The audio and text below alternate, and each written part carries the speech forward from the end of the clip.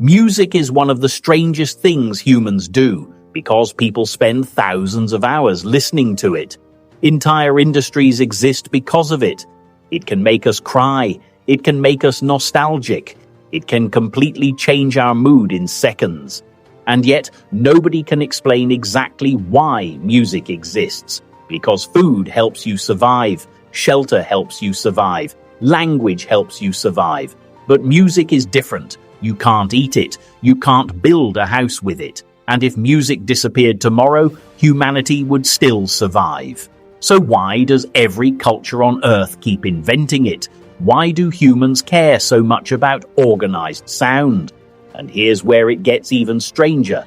Music didn't spread from one civilization to another. The ancient Greeks had it. The ancient Egyptians had it. Indigenous tribes in the Amazon had it. Civilizations in India, China, Africa, and the Americas developed it completely independently. Groups that never met each other, shared no language, no trade, no contact whatsoever. And still, all of them ended up with music. And that's not a coincidence. That's a pattern. And patterns like this usually mean something deeper is going on. Maybe music was never actually invented at all. Maybe it is one of the most successful accidents in human history. And to understand that, we have to go back to a world before songs existed, before instruments existed, before anyone thought of themselves as a musician, back when humans lived in small groups scattered across dangerous landscapes. Life was hard, food was uncertain, predators were everywhere, and survival depended on one thing above all else: other people. Because humans survived not because they were the strongest animals, but because they cooperated better than almost any species on Earth. But cooperation creates problems. How do you calm a frightened child? How do you communicate emotions before language is fully developed? How do you build trust inside a group of strangers? How do you make dozens of people act together at the same time? Nobody was trying to create music. They were trying to solve survival problems, and music may have appeared as a side effect, starting with something simple, like babies, because across the world, parents naturally change their voice when speaking to infants. No matter the country, no matter the language, their voice becomes softer, rhythm becomes predictable, pitch rises and falls like melody, and it almost sounds like singing, and babies respond to it instantly. Long before they understand words, they understand tone, rhythm, emotion. This means humans were already using musical patterns long before language could fully express ideas. Then another piece appears. Imagine sitting around a campfire 50,000 years ago. The hunt is over. The sun has disappeared. Someone starts tapping a stick against a rock. Another person joins in. Then someone adds a chant. Slowly, the entire group synchronizes without even realizing it. And something interesting happens. They start feeling connected, not as individuals, but as one unit. And modern science actually explains this.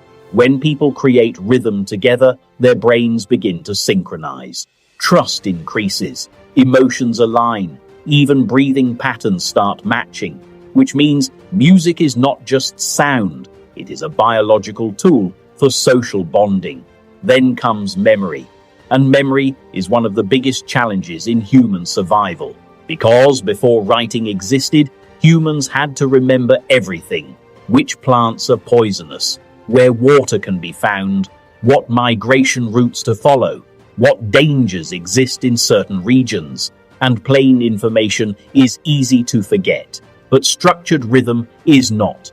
So humans started attaching important knowledge to sound patterns, turning survival information into chants and songs, because rhythm makes memory stronger.